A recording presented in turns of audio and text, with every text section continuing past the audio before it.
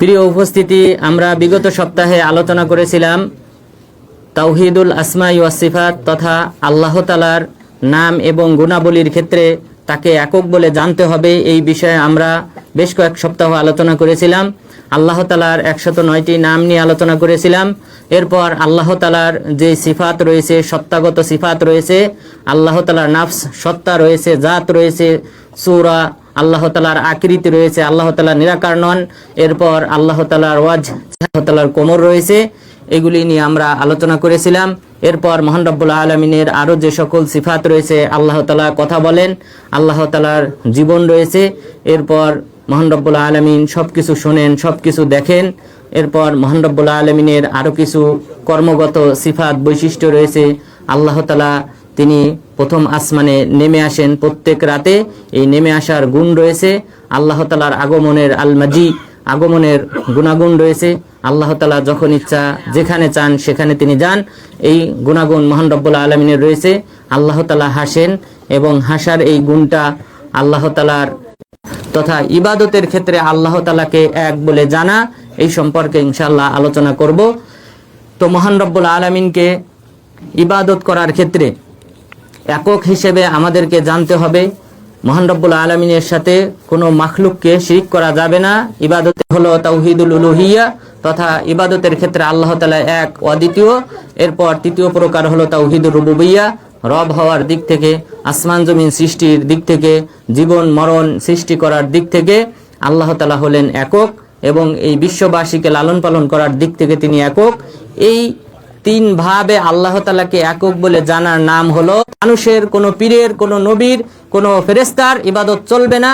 এই মর্মে আল্লাহ তাআলা যে সকল পদক্ষেপ গ্রহণ করেছেন, সেই পদক্ষেপ থেকে মাত্র 5টি পয়েন্ট নিয়ে ইনশাআল্লাহ আলোচনা করব।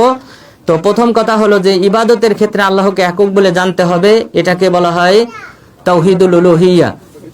যালিকা বিআন্নাল্লাহা হুয়াল হক ওয়া আন্না মা ইয়াদউনা মিন দুনিহি হুয়াল বাতিল। যে সকল মাবুদ রয়েছে, যাদের পূজা করা হয়, অর্চনা করা হয়, যাদের কাছে আরাধনা করা হয়, দোয়া করা হয়, তারা সকলেই হলো বাতিল, ভ্রান্ত। সুতরাং তাদেরকে বর্জন করতে হবে, এক আল্লাহ তাআলার ইবাদত করতে হবে। মহান রব্বুল আলামিন আরো বলেন, ফাতাআলা, তিনি বলেছেন, আলা কুল্লু শাইইন মা খালাল্লাহি বাতিলু, তোমরা জেনে রেখো আল্লাহ তাআলা ব্যতীত যে সকল মাবুদ রয়েছে সকলেই হলো ভ্রান্ত মাবুদ। তাহলে এই মহাবিশ্বে যে সকল মাবুদ রয়েছে, যাদের পূজা করা হয়, ইবাদত করা হয়, তারা প্রত্যেকে হলো মিথ্যা, একমাত্র আল্লাহ তাআলাই হলেন সত্য মাবুদ। এই কথা বলেছিলেন লাবিদ বিন রবিয়া। তিনি ইসলাম গ্রহণ করেছিলেন, তবে ইসলাম গ্রহণ করার পর তিনি কোনো কবিতা রচনা করেন নাই। তিনি বলতেন, আল্লাহ তাআলা আমাদের এই কবিতার চেয়ে উত্তম কবিতা আমাদেরকে দান করেছেন, সেটা হলো কোরআন। তিনি কোরআন পাওয়ার পর এরপরে তিনি আর ইসলামে কোনো কবিতা রচনা করেন নাই। কিন্তু তিনি এই যে উক্তিটি করেছিলেন, এটা জাহিলি যুগে করেছিলেন। জাহিলি যুগে এই পংক্তি তিনি বানিয়েছিলেন, এরপর ইসলামে কোনো পংক্তি তিনি তৈরি করেন নাই। কিন্তু সেই কথাটাকেই রাসূল সাল্লাল্লাহু আলাইহি ওয়াসাল্লাম চিরন্তন সত্য কথা হিসেবে সত্যায়ন করেছেন। সুতরাং এই মহাবিশ্বে আল্লাহ তাআলা ব্যতীত সত্য কোনো মাবুদ নেই। এটা যেমন আল্লাহ তাআলা নিজে স্বয়ং ঘোষণা করেছেন, ঠিক অনুরূপভাবে রাসূল সাল্লাল্লাহু আলাইহি ওয়াসাল্লামও সত্যায়ন করেছেন। সুতরাং যেহেতু, অর্থাৎ একটি সওয়ারি, একটি গাধার পিছনে আমি বসা ছিলাম, যে গাধার নাম ছিল উফাইর। উফাইর নামক গাধা, এটা ছিল রাসূল সাল্লাল্লাহু আলাইহি ওয়াসাল্লামের গাধা। এই গাধার পিঠে আমি চড়া ছিলাম। এর তিনি সৃষ্টিকর্তা, তাকে আলাদা রাখতে হবে, তার হক, তার প্রাপ্য এক ধরনের। আর যাকে সৃষ্টি করা হয়েছে মাখলুক, সে যত বড় উঁচু পর্যায়ের যাক না কেন, তার হক আরেক ধরনের। তখন মুআয্যিবা মাল্লা ইউশরিকু বিহি শাইআ, আর জেনে রেখো বান্দার হক হলো, তথা আল্লাহ তাআলার কর্তব্য হলো বান্দাদের প্রতি, যে বান্দাদেরকে আল্লাহ তাআলা শাস্তির সম্মুখীন করবেন না যে ব্যক্তি আল্লাহ তাআলার সাথে শিরিক করবে না। যারা শিরিক থেকে বিরত থাকবে, আল্লাহ তাআলা যদি শিরিক না করে জান্নাতে যাওয়া যায়, এর চেয়ে বড় সুসংবাদ আর কি হতে পারে। তিনি বললেন, আফালা উবাশশিরু বিহান নাস, হে আল্লাহ রাসূল, আমি কি এই সুসংবাদটা মানুষকে জানিয়ে দেব না? তখন তিনি বললেন, লা ফায়াত্তাকিলু, তুমি তাদেরকে শুভ সংবাদ দিও না, কেননা তারা তাহলে নির্ভরশীল হয়ে যাবে।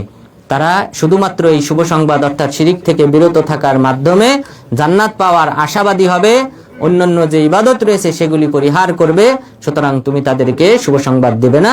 তবে মুআজ বিন জাবাল রাদিয়াল্লাহু আনহু এই হাদিসটি বর্ণনা করে গেছেন মৃত্যুবরণ করার পূর্বে, যেন কোনো হাদিস যদি কেউ গোপন করে জানার পরে, তাহলে তাকে যেমন ভাবে জাহান্নামে নিক্ষেপ করা হবে, এই আশঙ্কায় মুআজ বিন জাবাল রাদিয়াল্লাহু আনহু মৃত্যুর পূর্বে তিনি এই হাদিসটা বর্ণনা করে গিয়েছেন। সুতরাং এই হাদিসে আল্লাহ তাআলার কি হক, বান্দার কি হক সেটা স্পষ্ট করা হয়েছে। সুতরাং আল্লাহ তাআলার হক হলো যে এই সৃষ্টিকুল মানুষ জিন জাতি সকলেই একমাত্র আল্লাহ তাআলার ইবাদত করবে, তার সাথে কাউকে শরীক করবে না, এটাই হলো কর্তব্য এই সৃষ্টিকুলের। আর আল্লাহ তাআলার কর্তব্য হলো আল্লাহ তাআলা এই সৃষ্টিকুল তার সাথে কাউকে শরীক না করলে তাদেরকে শাস্তির সম্মুখীন করবেন না, তাদেরকে জান্নাত দান করবেন, এটাই হলো আল্লাহ তাআলার কর্তব্য। সুতরাং এই হাদিস থেকে স্পষ্টভাবে বোঝা যায় যে আল্লাহ তাআলার ইবাদত এটা হলো আল্লাহ তাআলার প্রাপ্য, যেহেতু তিনি আমাদেরকে সৃষ্টি করেছেন, তিনি রিজিকের ব্যবস্থা করেছেন, এই পৃথিবীতে আমাদেরকে পাঠিয়েছেন, আমাদের টিকে থাকার জন্য এই পৃথিবীতে যাবতীয় ব্যবস্থাপনা করেছেন। সুতরাং তিনিই হলেন একমাত্র ইবাদত পাওয়ার যোগ্য। তাহলে মহান রব্বুল আলামিন প্রথমে ঘোষণা করেছেন যে তিনি ব্যতীত সত্য কোনো মাবুদ নেই, এবং আমাদেরকে জানিয়ে দিয়েছেন একমাত্র তিনিই হলেন ইবাদত পাওয়ার যোগ্য, অন্য কোনো মাখলুকের ইবাদত করা যাবে না। এরপর মহান রব্বুল আলামিন আমাদেরকে সৃষ্টিও করেছেন শুধুমাত্র এই একটি উদ্দেশ্য নিয়ে, সেটা হলো আমরা আল্লাহ তাআলার ইবাদত করব, আল্লাহ তাআলার গোলামি করব, আল্লাহ তাআলার দাসত্ব করব। এজন্যই মহান রব্বুল আলামিন আমাদেরকে সৃষ্টি করেছেন।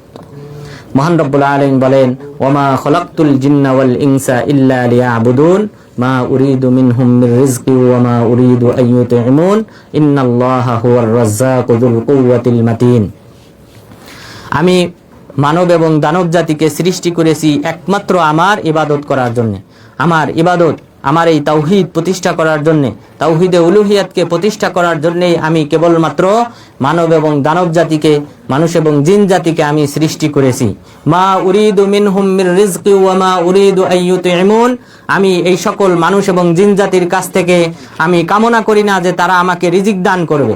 অর্থাৎ আমি যেহেতু তাদেরকে নিয়ামত দিয়ে সৃষ্টি করেছি, এই যে একটা বড় অনুগ্রহ আমি মানুষ এবং জিন জাতির উপর করেছি, এটা দ্বারা আমার এই উদ্দেশ্য না যে তারা আমাকে রিজিক প্রদান করবে, তারা আমাকে খাবার প্রদান করবে, এটা আমার উদ্দেশ্য না।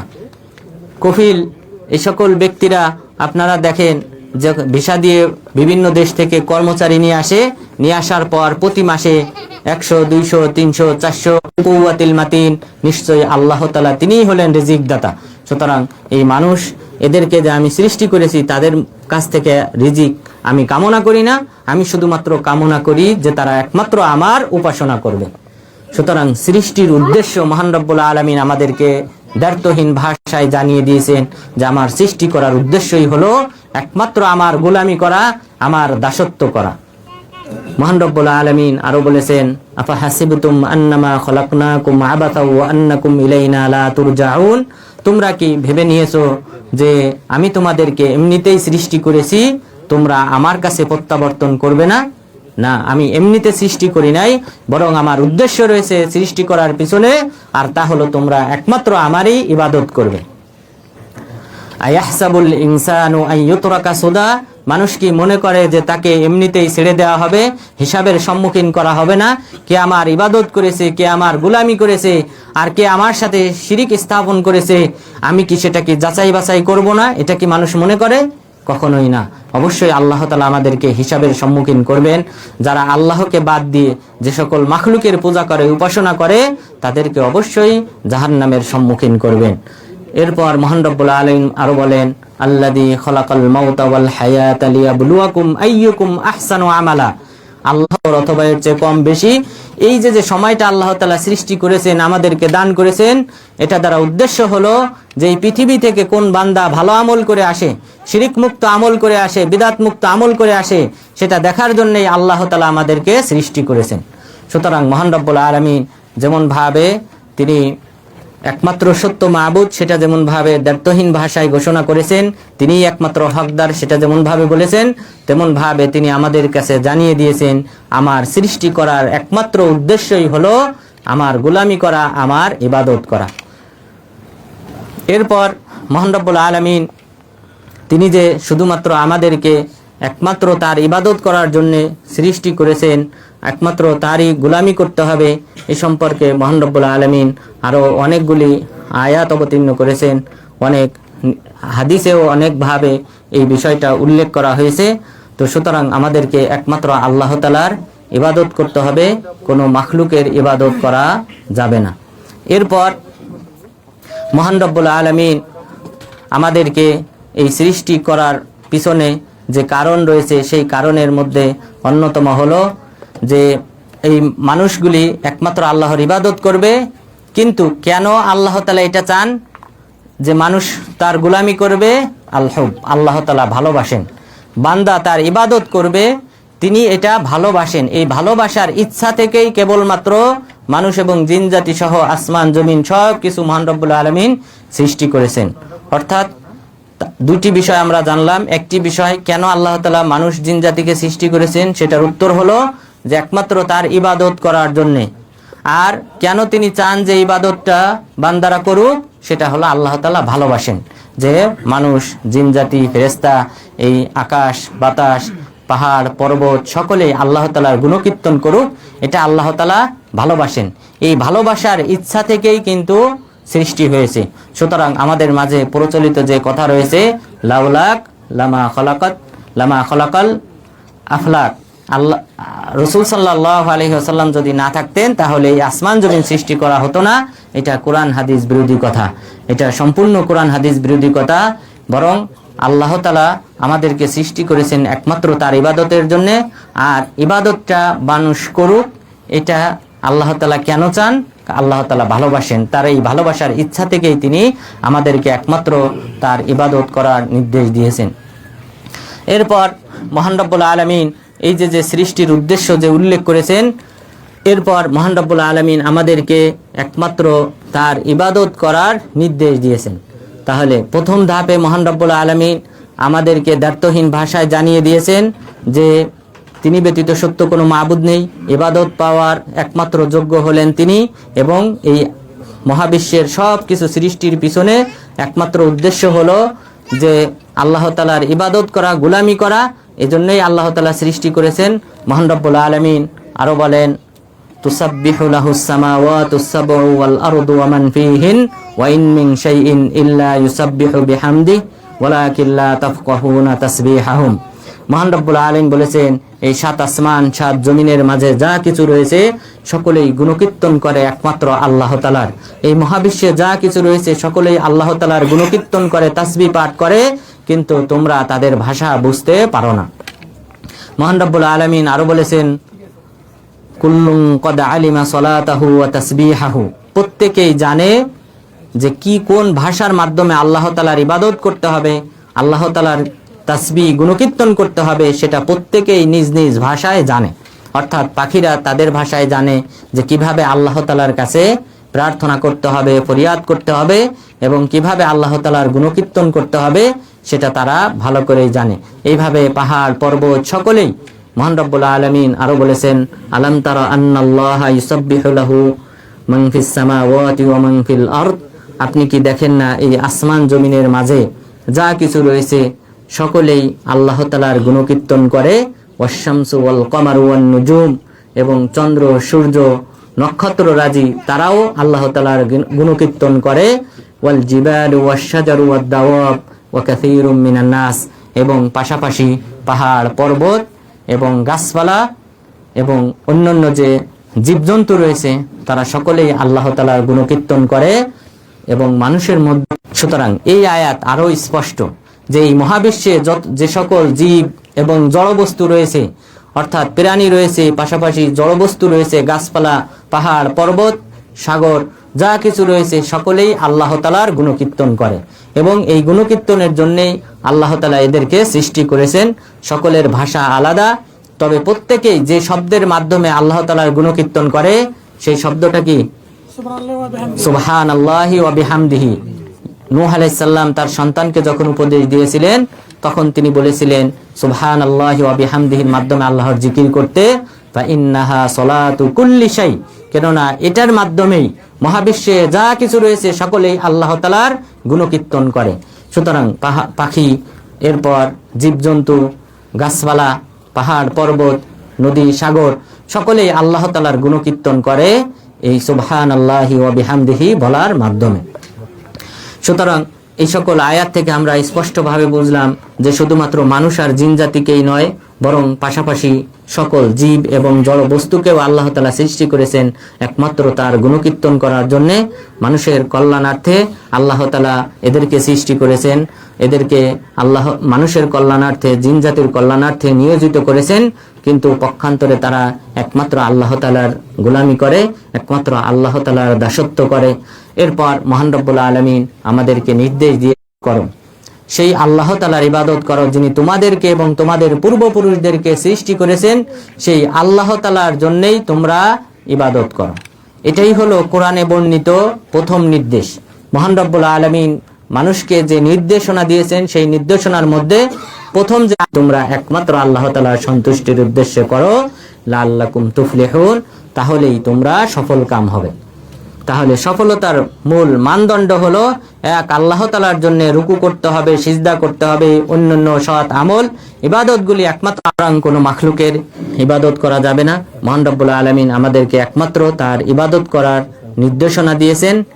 মহান রব্বুল আলামিন আরো বলেছেন, ইয়া মারিয়াম কুনুতি লিরাব্বিকি ওয়াসজুদি ওয়ারকাই মা'আর রাকিঈন, হে মারিয়াম তুমি আল্লাহ তাআলার জন্য তুমি বিনয়ী হও, তুমি রুকু করো, সিজদা করো একমাত্র আল্লাহ তাআলার সন্তুষ্টির উদ্দেশ্যে।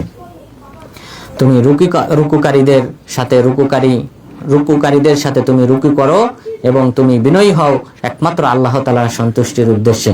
সুতরাং কোন প্রকার ইবাদত, রুকু, সিজদা, সালাত আদায় করা, দোয়া করা, এই সকল প্রকার ইবাদত হতে হবে একমাত্র আল্লাহ তাআলার সন্তুষ্টির উদ্দেশ্যে। মহান রব্বুল আলামিন আমাদের নবীকে লক্ষ্য করে বলেছেন, আরো বলেন, ওয়াবুদ রাব্বাকা হাত্তা ইয়াতিয়াকাল ইয়াকিন, তুমি তোমার রবের ইবাদত করো, উপাসনা করো মৃত্যু পর্যন্ত, আমরণ তুমি তোমার রবের ইবাদত করো। সুতরাং আমাদের এই যে ছোট জীবন, এই 50-60 বছর বা 30 বছর বা 40 বছর লোকের উপাসনা বর্জন করতে বলেছেন। মহান রব্বুল আলামিন বলেন, কুল ইয়া আহলাল কিতাব তাআলাউ ইলা কালিমাতিন সাওয়াইন বাইনানা ওয়া বাইনাকুম আল্লা না'বুদা ইল্লাল্লাহ ওয়া লা নুশরিকা বিহি শাইআ। সাল্লাল্লাহু আলাইহি ওয়াসাল্লামের দরবারে এসে বলল যে আমরা তো তাদেরকে, অর্থাৎ আমাদের যে ধর্মীয় পুরুষরা রয়েছে, ধর্মীয় যাজক রয়েছে, তাদেরকে তো আমরা রব হিসেবে গ্রহণ করি নাই। রাসূল সাল্লাল্লাহু আলাইহি ওয়াসাল্লাম বললেন, তারা যদি তোমাদের কোনো নির্দেশ দেয়, কোনো একটা ফরমান জারি করে, তোমরা কি সেটা পালন করো না? তখন তারা বলল, হ্যাঁ করি। তখন বললেন, এটাই হলো তাকে রব হিসেবে গ্রহণ করে নেওয়া। সুতরাং কোনো মাখলুকের পূজা করা যাবে না, কোনো মাখলুককে রব হিসেবে গ্রহণ করা যাবে না। কোরআন হাদিসের বিরোধী কোনো যদি আইন কোনো ব্যক্তি বাস্তবায়ন করে, তাহলে সেটার কাছে মাথা নত করা যাবে না। যদি কেউ সেটাকে মেনে নেয়, তাহলে বুঝতে হবে সে ওই ব্যক্তিকে রব হিসেবে গ্রহণ করলো। সুতরাং একমাত্র আল্লাহ তাআলার ইবাদত করতে হবে, তার সাথে কাউকে শরীক করা যাবে না।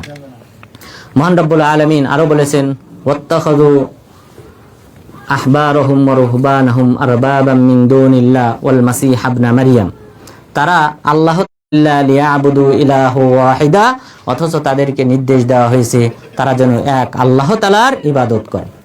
এক আল্লাহ তাআলার ইবাদত করার নির্দেশনা তাদেরকে দেওয়া হয়েছে, কিন্তু তারা এই সকল ব্যক্তিদেরকে, পাদ্রীদেরকে রব হিসেবে গ্রহণ করে করেছেন।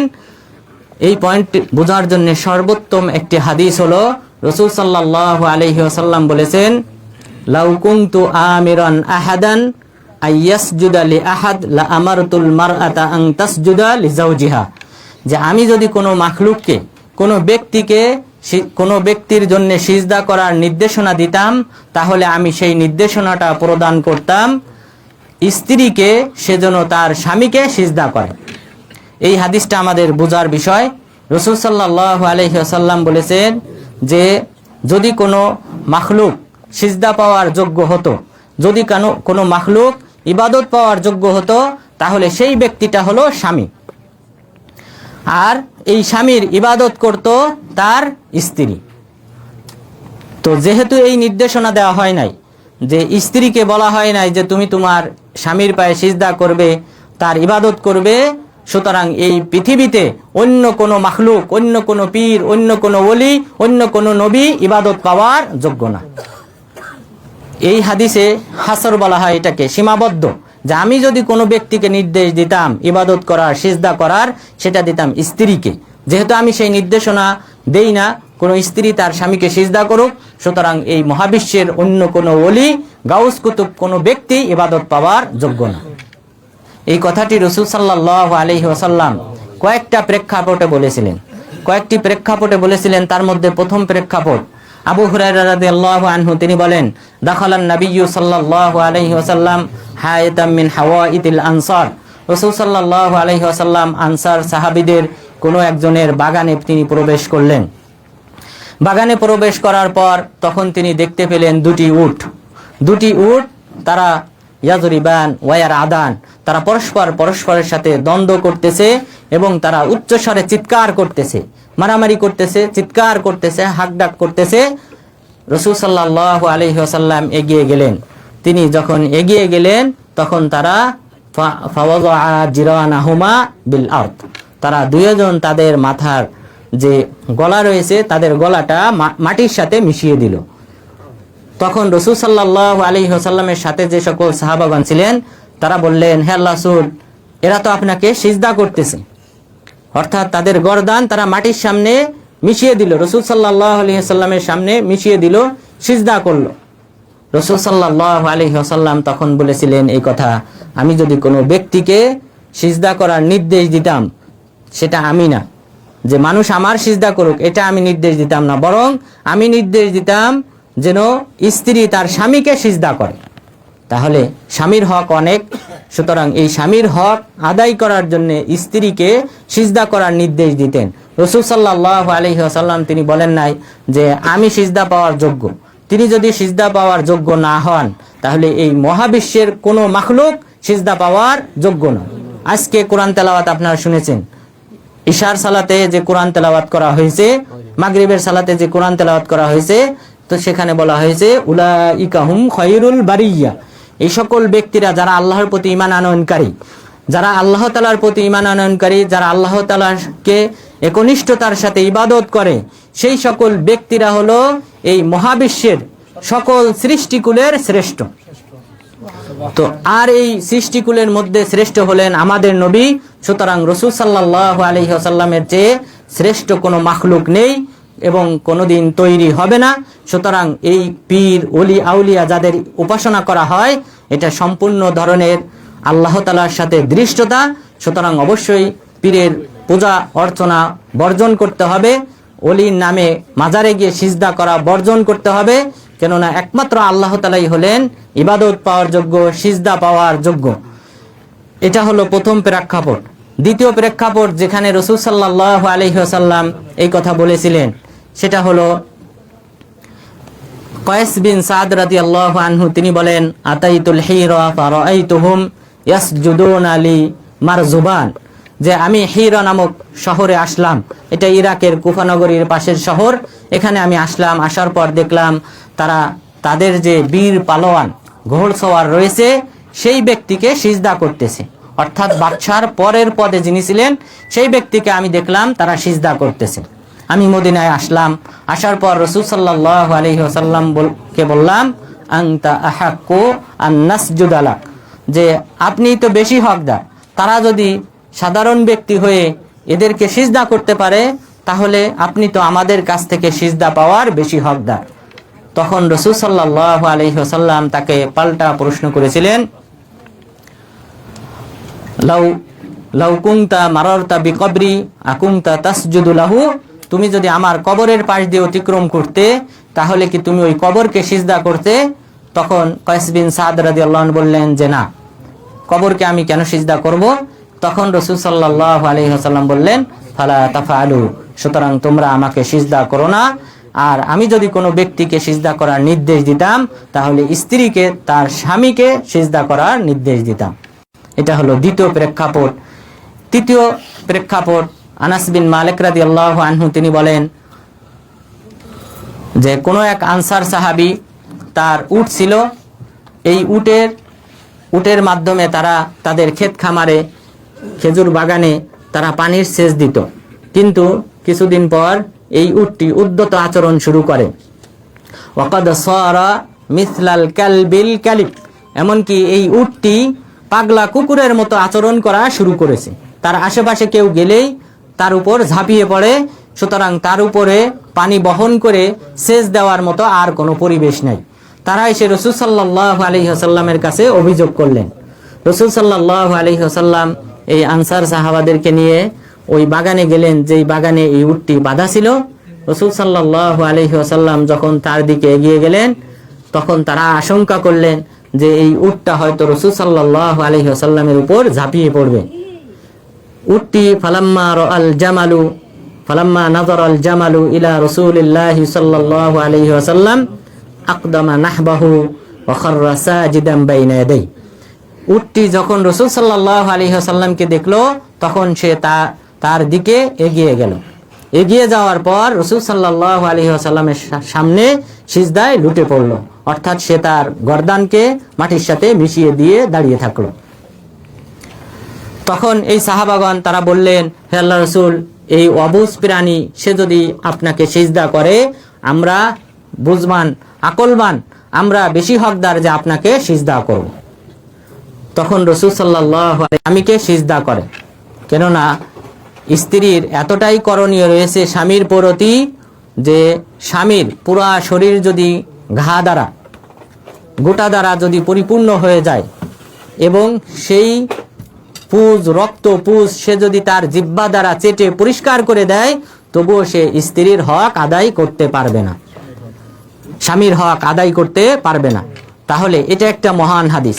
আমাদের এখানেও অনেক মা বোনরা উপস্থিত হয়েছেন, আপনাদের কাছে অনুরোধ থাকবে আজকের এই হাদিস জানার পর রাসূল সাল্লাল্লাহু আলাইহি ওয়াসাল্লাম যে বললেন যে স্বামীর পুরা শরীরে যদি ঘা হয়, গোটা হয় এবং সেগুলি যদি পচে যায়, রক্ত পুজ যদি বের হয়, সেগুলি যদি জিহ্বা দ্বারা চেটে যদি পরিষ্কার করে দেয়, তবুও স্বামীর হক আদায় হবে না। সুতরাং আপনাদের কাছে অনুরোধ থাকবে, স্বামীদের অবাধ্য হবেন না, স্বামীদের আনুগত্য করবেন। ইনশাআল্লাহ আপনাদের যে জীবন রয়েছে, আপনাদের যে বাহ্যিক জীবন রয়েছে, এই জীবনে আপনারা ইনশাআল্লাহ আশা করি আপনারা সুখী হতে পারবেন।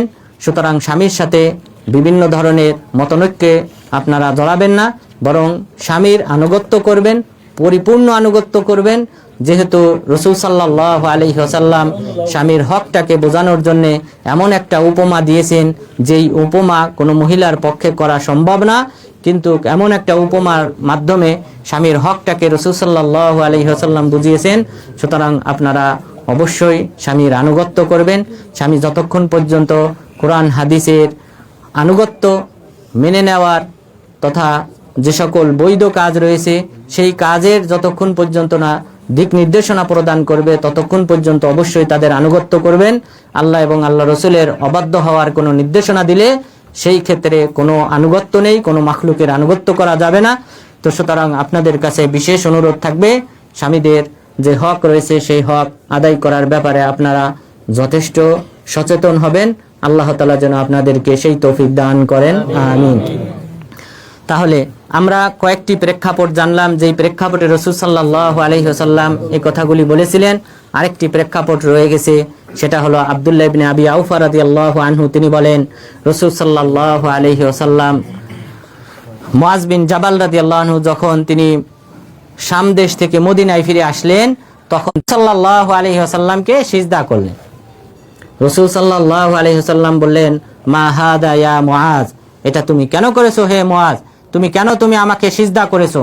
তখন তিনি বললেন, হে আল্লাহর রাসূল, আমি শাম দেশে দেখেছি তাদের যে আসাকিফা রয়েছে এবং বাতারেকা রয়েছে, অর্থাৎ তাদের মধ্যে যে সকল ধর্মীয় যাজক রয়েছে, এটা হলো ধর্মীয় যাজকদের পদ।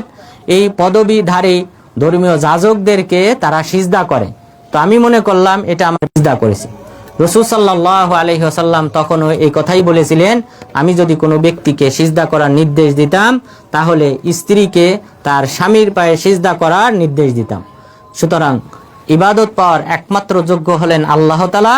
যদি তারা কিন্তু মাথা নত করে বুকে হাত দিয়ে মানুষকে সম্মান জানায়, এটা সম্পূর্ণ নিষিদ্ধ।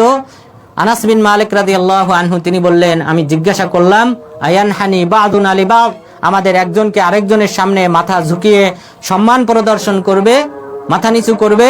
রাসূল সাল্লাল্লাহু আলাইহি সাল্লাম বললেন যে না, মাথা নিচু করবে না। তখন আমি প্রশ্ন করলাম, আইওয়ানের সাথে কোলাকুলি করতাম। তাহলে এই হাদিসে বা আগের হাদিস থেকে আমরা জানলাম যে মাথাও নত করা যাবে না, বরং এই মাথা নত করা তথা রুকু করা, সিজদা করা, এটা হলো আল্লাহ তাআলার প্রাপ্য, আল্লাহ তাআলার হক। সুতরাং কোনো মাখলুকের কাছে মাথাও নত করা যাবে না। সুতরাং সকল প্রকার ইবাদত, দোয়া করা, এটা হতে হবে একমাত্র আল্লাহ তাআলার জন্যে। এরপর পশু কুরবানি করা, এটাও হতে হবে একমাত্র আল্লাহ তাআলার জন্যে। সিজদা করা, এটা ইবাদত একমাত্র আল্লাহ তাআলার জন্য হতে হবে। এইভাবে সকল প্রকার ইবাদত একমাত্র আল্লাহ তাআলার জন্য হতে হবে। এটাকেই বলা হয় তাওহীদে উলুহিয়া। সুতরাং আল্লাহ তাআলা যেন আমাদের সবাইকে তাওহীদুল উলুহিয়াকে বাস্তবায়ন করার তৌফিক দান করেন, একমাত্র আল্লাহ তাআলার গোলামি করার তৌফিক দান করেন, একমাত্র মহান রব্বুল আলামিনের দাসত্ব করার তৌফিক দান করেন, এবং রাসূল সাল্লাল্লাহু আলাইহি ওয়াসাল্লামের দেখানো পথ অনুযায়ী যেন আমরা এই দাসত্ব, গোলামি, ইবাদত যেন করতে পারি। আল্লাহ তাআলা যেন সেই তৌফিক দান করেন এবং মহান রব্বুল আলামিন এই তার একচ্ছত্র ইবাদতের মাধ্যমে আল্লাহ তাআলার নৈকট্য অর্জন করার তৌফিক দান করেন এবং জান্নাতুল ফিরদাউসে যাওয়ার তৌফিক দান করেন। আমিন। ওয়া সাল্লাল্লাহু আলা নবিয়িনা মুহাম্মদ ওয়া আলা আলিহি ওয়া সাহবিহি আজমাইন।